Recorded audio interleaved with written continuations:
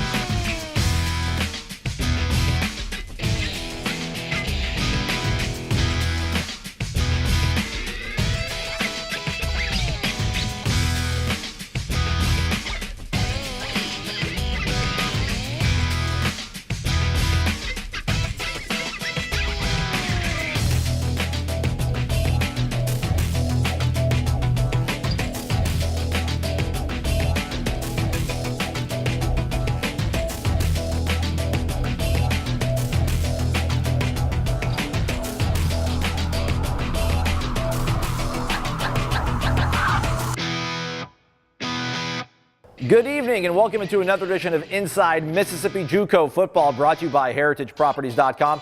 I'm Aslan Hodges. We come to you tonight from inside the Mississippi Sports Hall of Fame and Museum, showcasing Mississippi junior and community colleges' athletic superiority, academic prowess, and strong economic impact to the state of Mississippi. Now, heading into game action last week, the MACJC continued to be home to the #1 team in all of the land, the defending national champion East Mississippi Lions. Number 3 in the nation, Mississippi Gulf Coast, and checking back into the polls and ranked 19th nationally, the Co-Lin Wolves. This year, we've been showing you highlights of all 7 games from the toughest league in all of America. And tonight we begin down in Perkiston, where number 3 Mississippi Gulf Coast hosted number 19 Co-Lin in a game with huge, colossal implications into that South Division crown. The winner of this contest would have the inside track to the 2014 South Division title. Let's get those highlights started with our own Mike Frazier.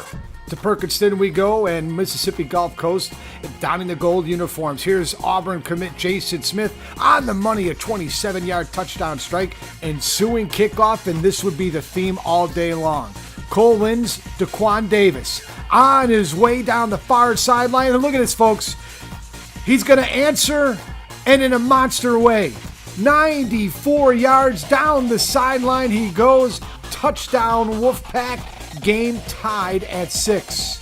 Now Co-Lin going to line up for the extra point to give them their first lead of the game.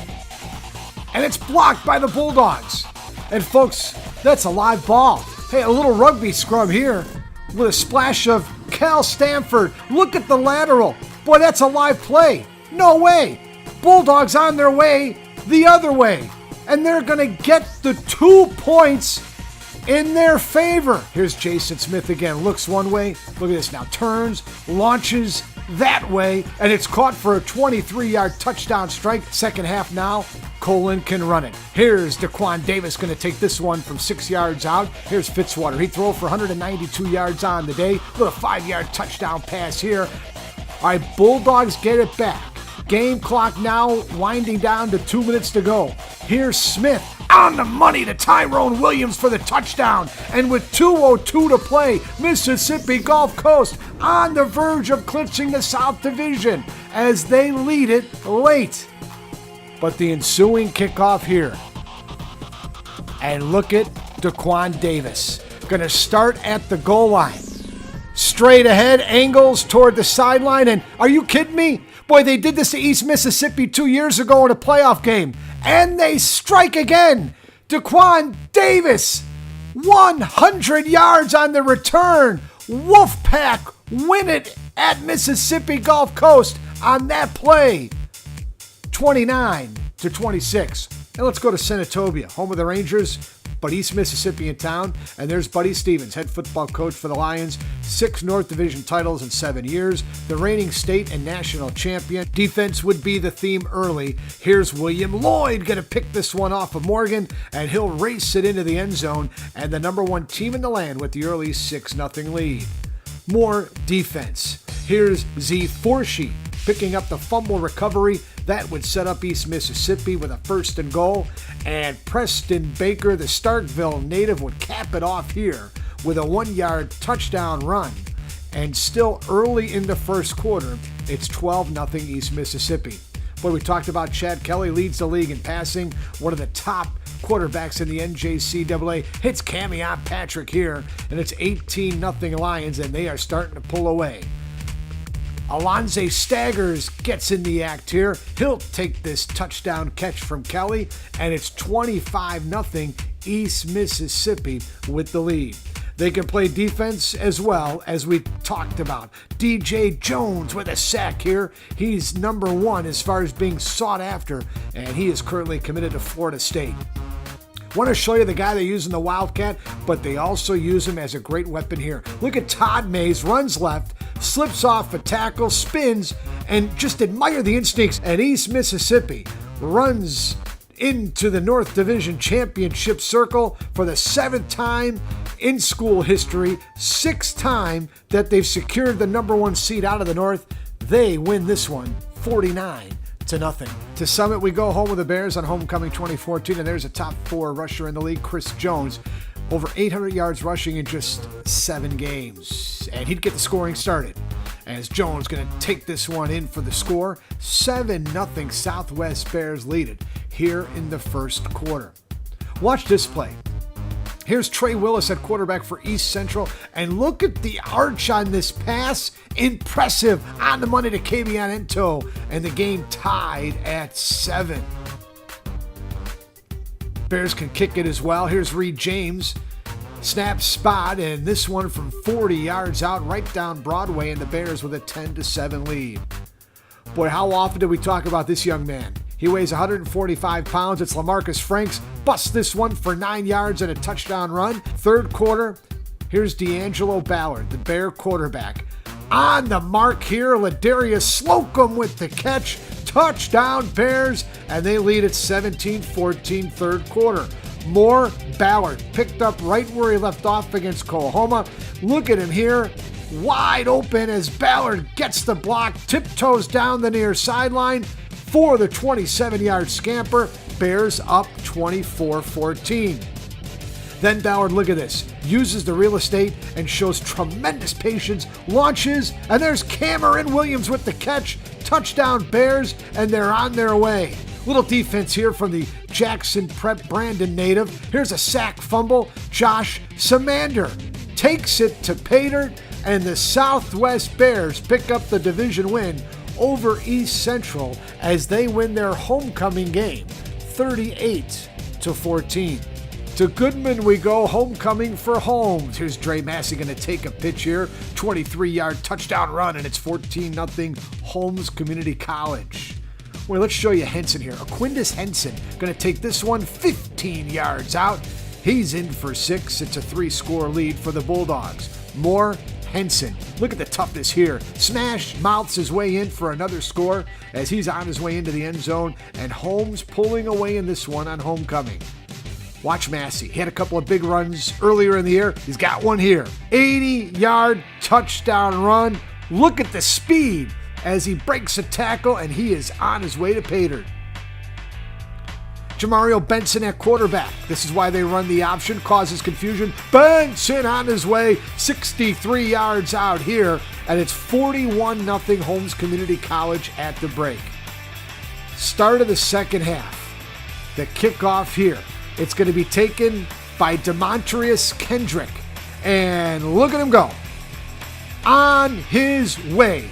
He would take this 86 yards, and Holmes Community College well on their way to victory here. Coahoma does get on the board late. Fourth down play. Look at Anthony Mitchell going to launch this one, and Greg Johnson goes up and makes the catch for the visitors, and the Tigers get on the board. But Holmes Community College wins this one on homecoming over Coahoma, 64-6. Much more game action to come later on in the show, but time now for our C Spire Community College feature. Co-Lin Community College recently received news that they are well on their way to receiving their accreditation once again. When you visit that campus down in Weston, you see their unbridled commitment through facility upgrades and expansion. They're giving their students a quality education and a quality environment to learn on down in Weston, where we find our own Mike Frazier.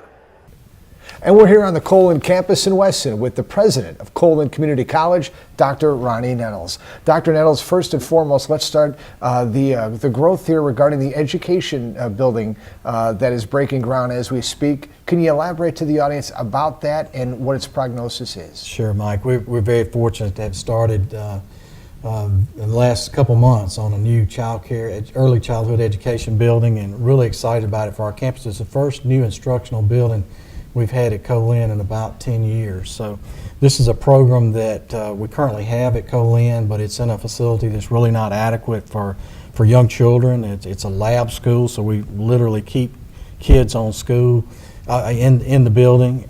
And so this will give our students an opportunity to work in a really first-class facility and have access to some of the very latest technology as well.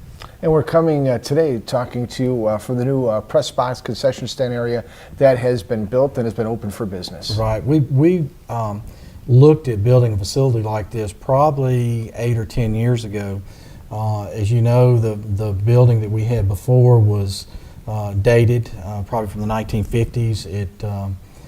We had some concerns about the safety of it, quite honestly, and so this was an opportunity for us to build something that was really nice, that supported not just the football program as a press box, but also provided us with some meeting space like we're in right now.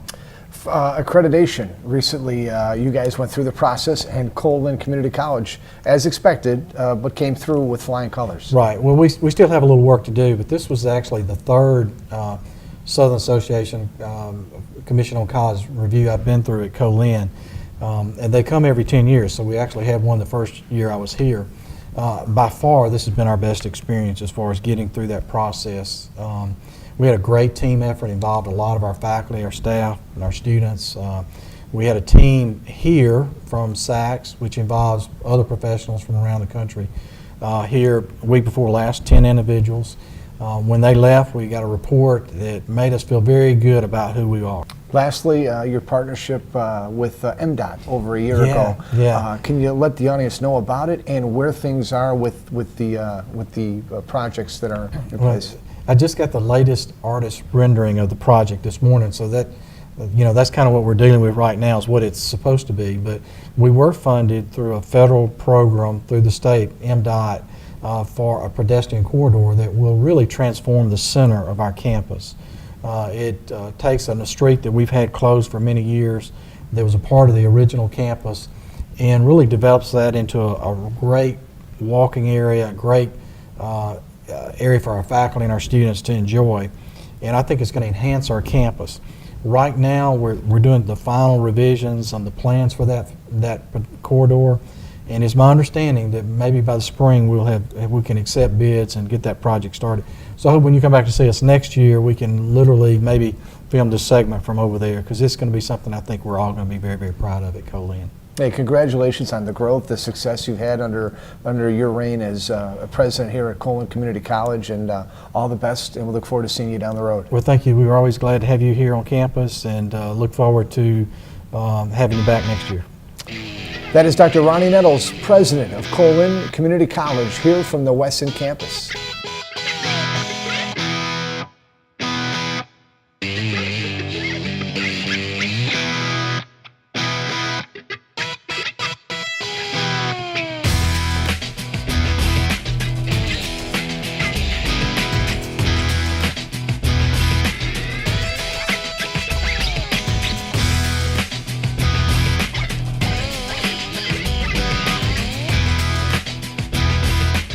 Co-Lin Community College continues to be a force in athletics. In fact, our athletic director and head women's basketball coach, Gwen Young, is the winningest active coach in the history of the NJCAA. Co-Lin Community College has a long list of state championships in multiple sports throughout their history.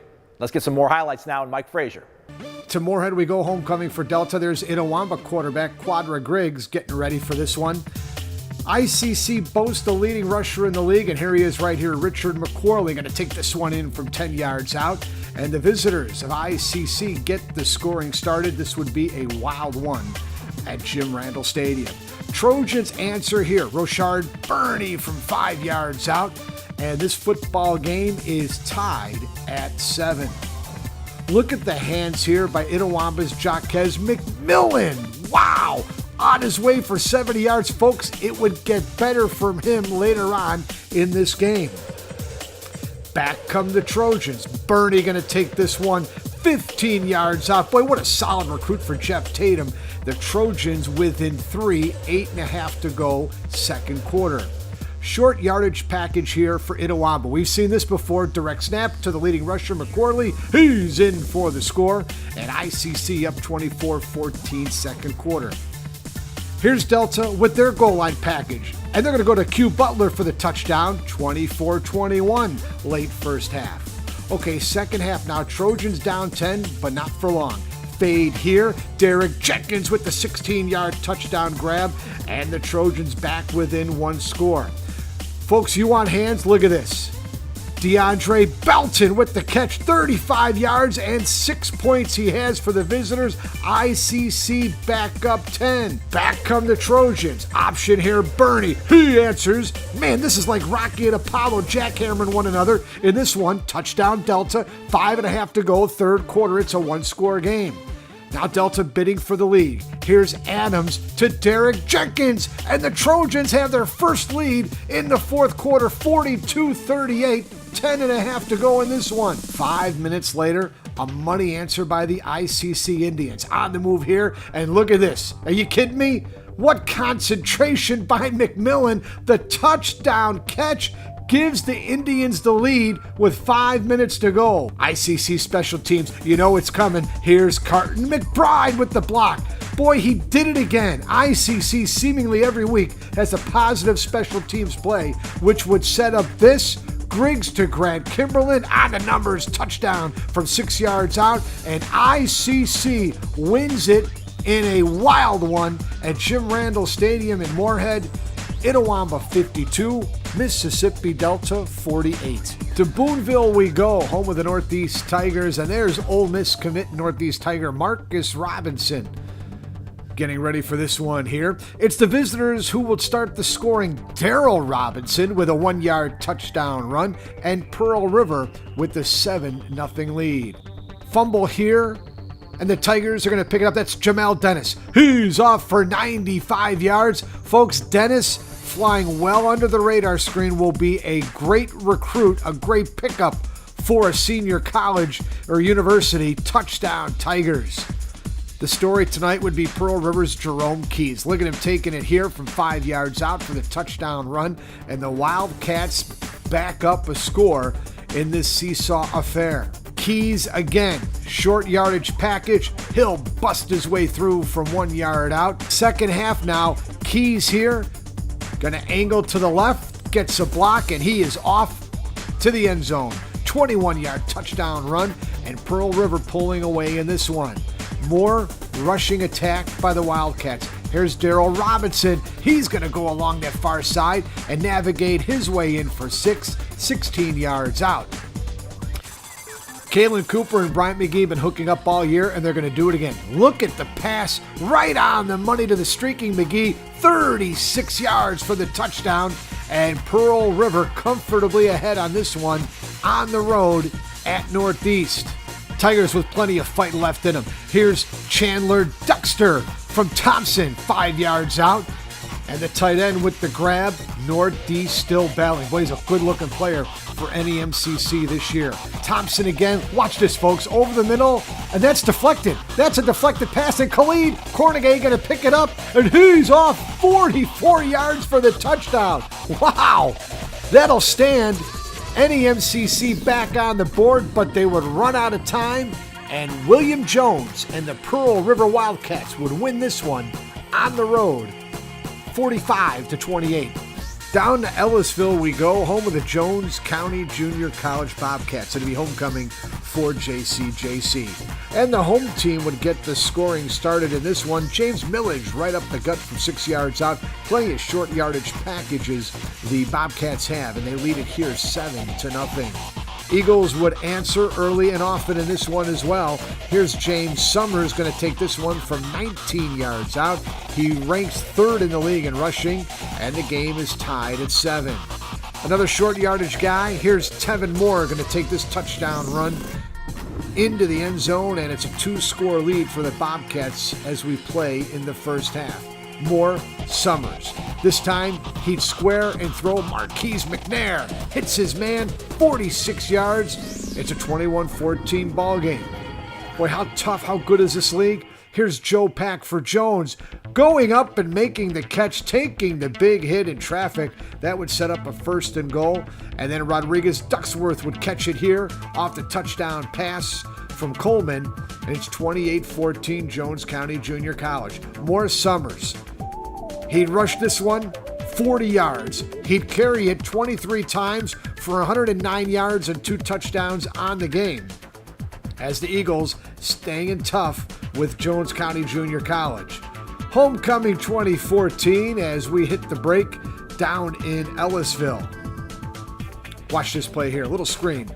Nothing fancy, but boy does it flourish. Look at Moore break the tackles, and he is gone. 67 yards for the touchdown. Jones County with a comfortable lead, but the Eagles would battle back.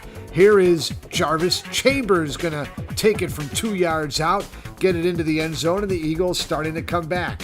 The Alex Rockingham here for Jones takes this one on this 35-yard touchdown run, and Jones County again pulling away in this one. Summers would answer here. Money play here. DeAndre Harris, 99 yards with the catch. Summers would go 18 of 30 for 280 yards and 2 touchdowns from the air. It wouldn't be enough. Eagles get the touchdown. Coleman throws for 429 for Jones County, and JCJC wins this one 52-45. Here now a look at all of the scores from around the MAC-JC in Week 8, courtesy of the Mississippi Sports Medicine Scoreboard.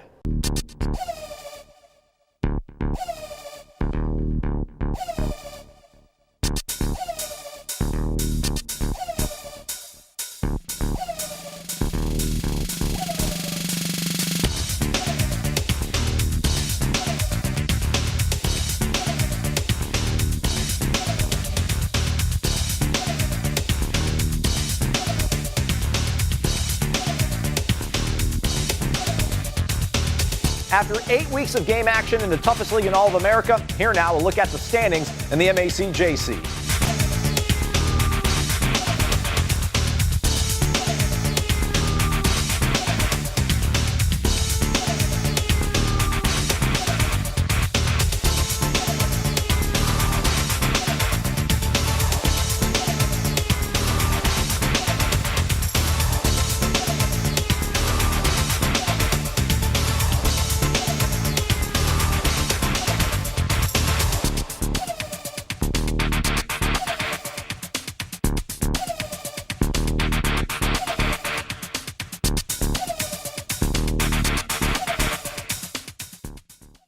Here's a look at the top performers after 8 weeks of game action in the toughest league in all of America.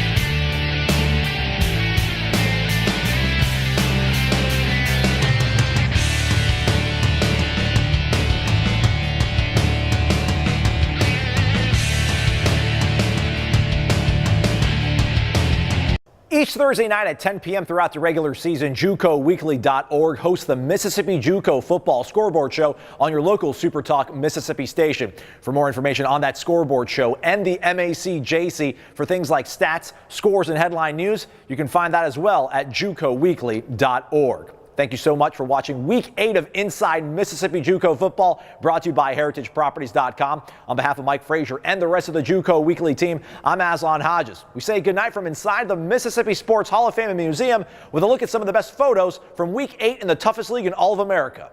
Good night.